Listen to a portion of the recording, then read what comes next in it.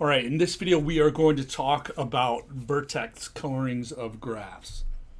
All right, so before we do that, we need to talk about a few classes of graphs. So the first class that we're going to talk about is the wheel graph. And again, if you are watching this video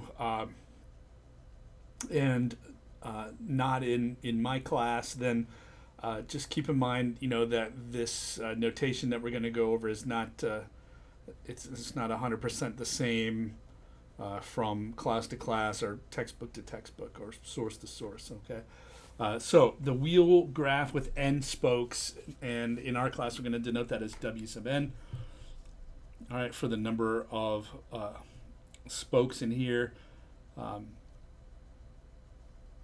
That is the graph that consists of an n cycle and then one additional vertex that is adjacent to all of the vertices of the cycle.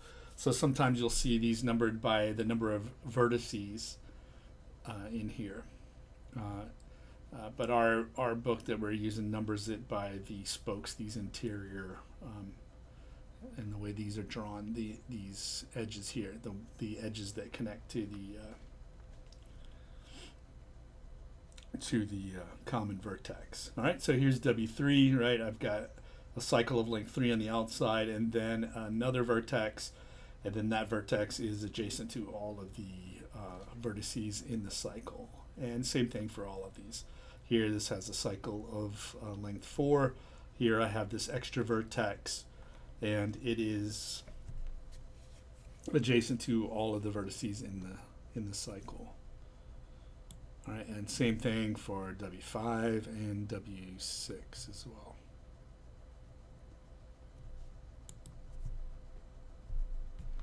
All right, next up are the complete graphs. So the complete graph on n vertices, and that's normally denoted K sub n, is the graph with n vertices where every vertex is adjacent to every other vertex. So here's K1, one vertex. K2 looks like this, right, with two vertices, and each one is adjacent to the other. K3, complete graph on 3 vertices, looks like this. So we have 3 vertices, and they are all connected to each other. Here's K4, and then you can see the others as well. All right, so for graphs, and again in our class, right, we're just saying graph is the what other people are going to call a simple graph, but you can't have multiple edges, right, or loops in graphs that we're talking about here. So these complete graphs would have the most number of edges for any graph with the same number of vertices. In other words, for a graph with one vertex, you can have 0 edges, right? For a graph with 2 vertices, you can have at most 1 edge. For a graph with 3 vertices, you can have at most 3 edges, and then so on and so forth. So they have the most number of edges out of any graph, right, for the same number of vertices here. All right, and if you can just check by looking at these, right, every vertex is adjacent to every other vertex in all of these graphs here. Okay. And you can see it starts to get difficult to draw, so some of the higher ones would be even more difficult to draw there. All right. So those are the complete graphs.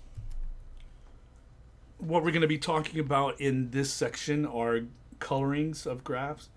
So a coloring of a graph is an assignment of colors to the vertices of a graph such that no 2 adjacent vertices receive the same color.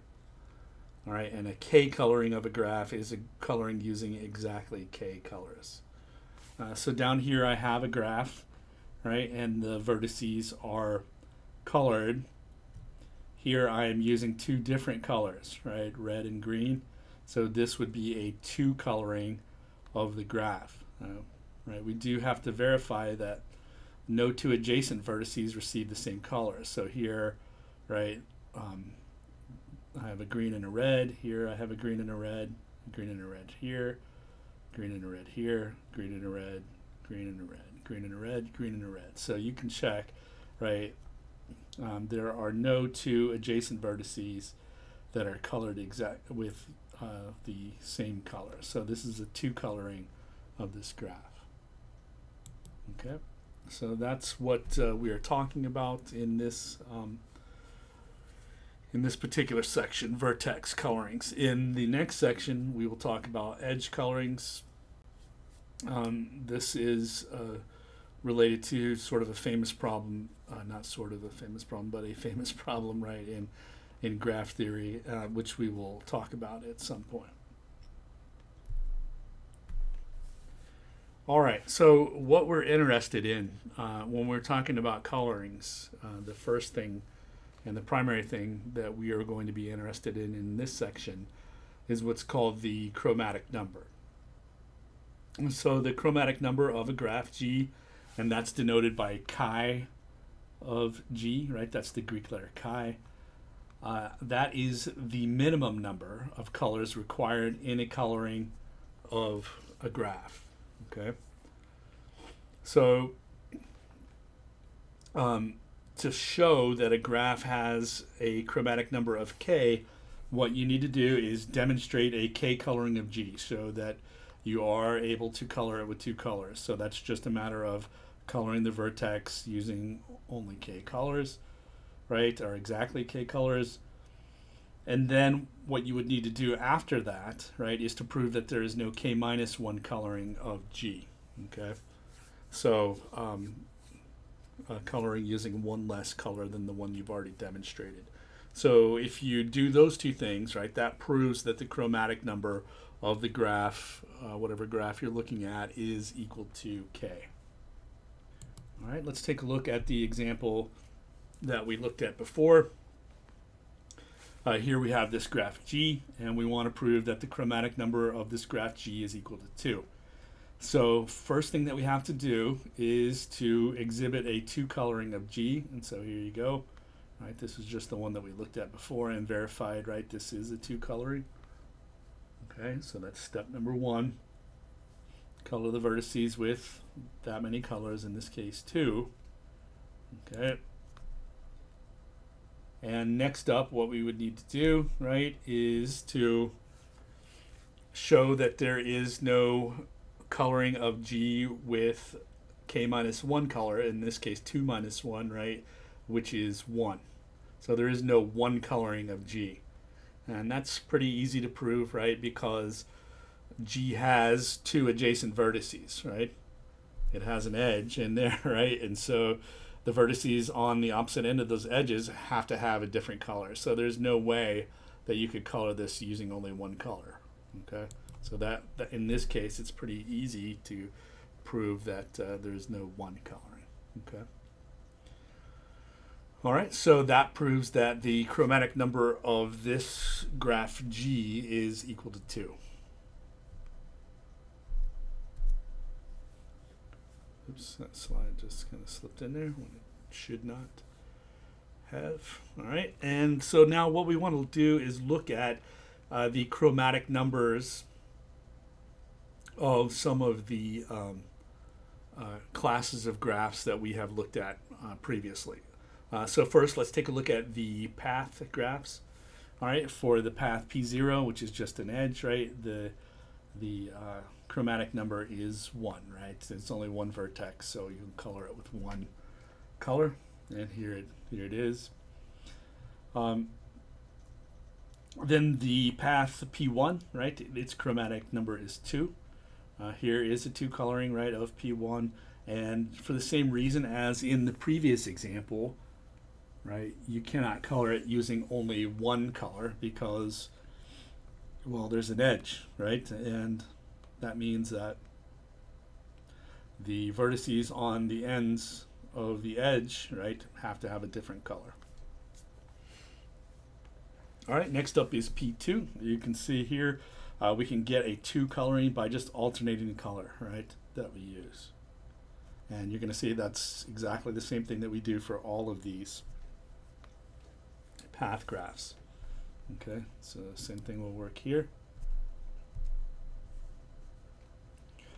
Same thing will work on all of these paths. Okay.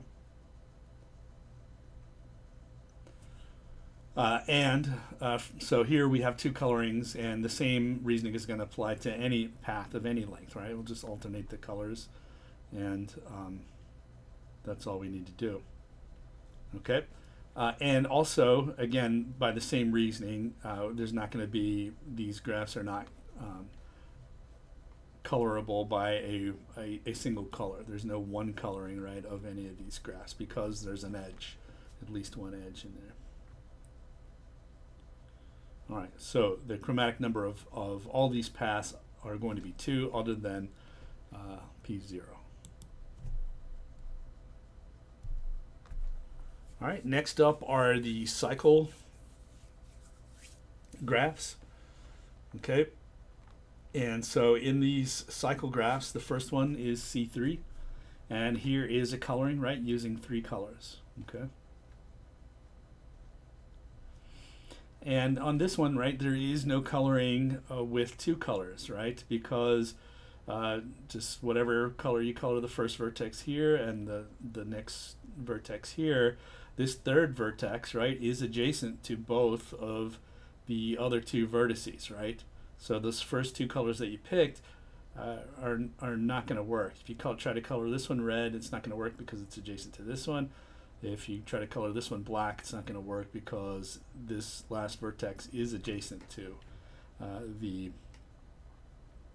black vertex, and so you're going to have to use a third color here, blue, okay, or whatever color. The color doesn't matter. It just has to be different, right, from these 2. All right. So the chromatic number of this 3 cycle is 3. Moving up, right, to the 4 cycle. Here we can alternate the colors of the vertices, so black, red, right? And that's going to be fine. You can verify, hey, that is a coloring using only 2 colors. And because this has an edge, right, in it, this graph, that means that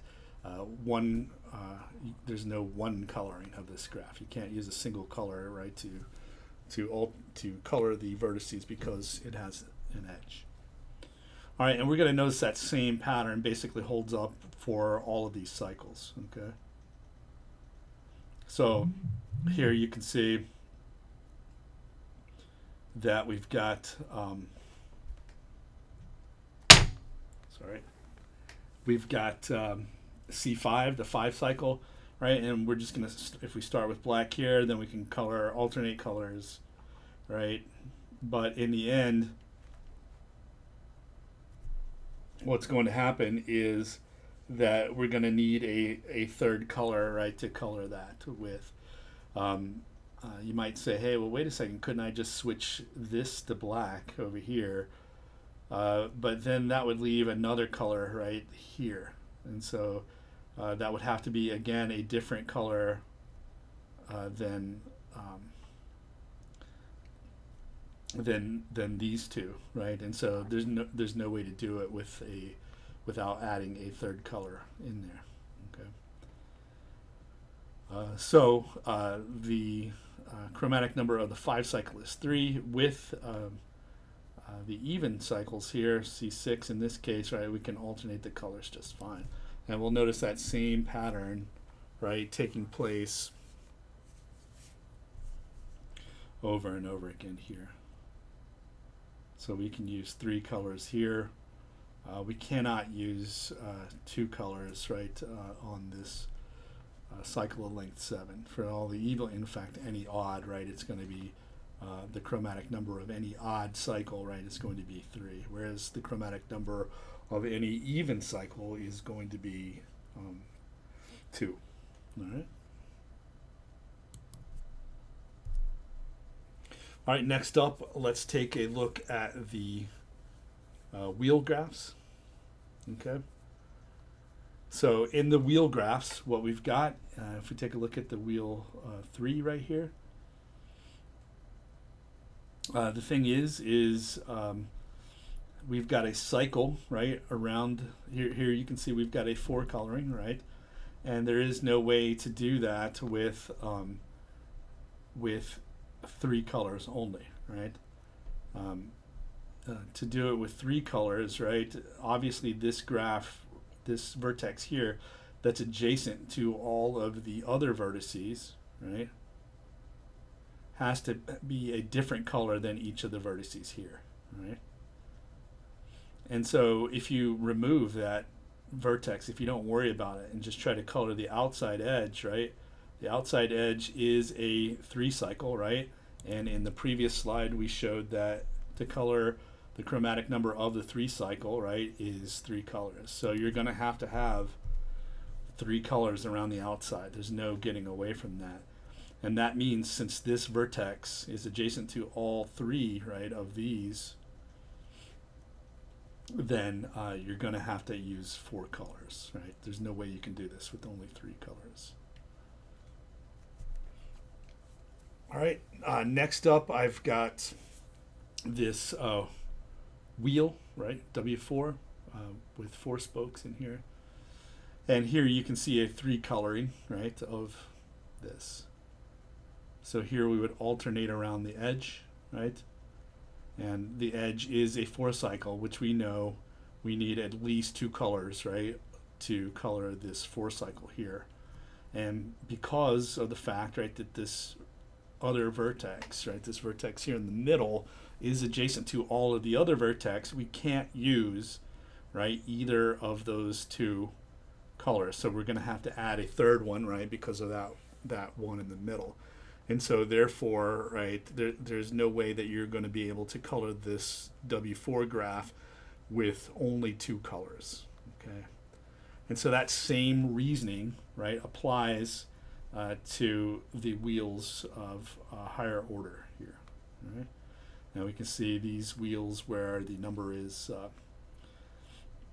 where the number of spokes, right, is, or the number, the size of the cycle, order of the cycle around here is an odd number, then the chromatic number is going to be 4. And where the cycle on the outside is of even length, we're going to be able to color that with 3 colors. And that same reasoning applies to these higher order wheel graphs. Okay. Again, that kind of goes back to the way the cycles are colored.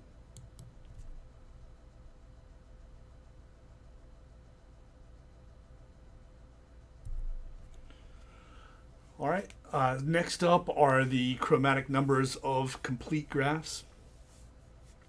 So the complete graph on one vertex is chromatic number is 1, right? Because it's just one vertex and one color is all you need. The complete graph on 2 vertices is actually the path, right, of length 1, which we've already talked about as having chromatic number 2. All right. The complete graph on 3 vertices is just a cycle of length 3, right? And we've already talked about that graph having chromatic number 3. All right, so that brings us to K4, the complete graph on 4 vertices, right? And you're going to need 4 colors. There is no possible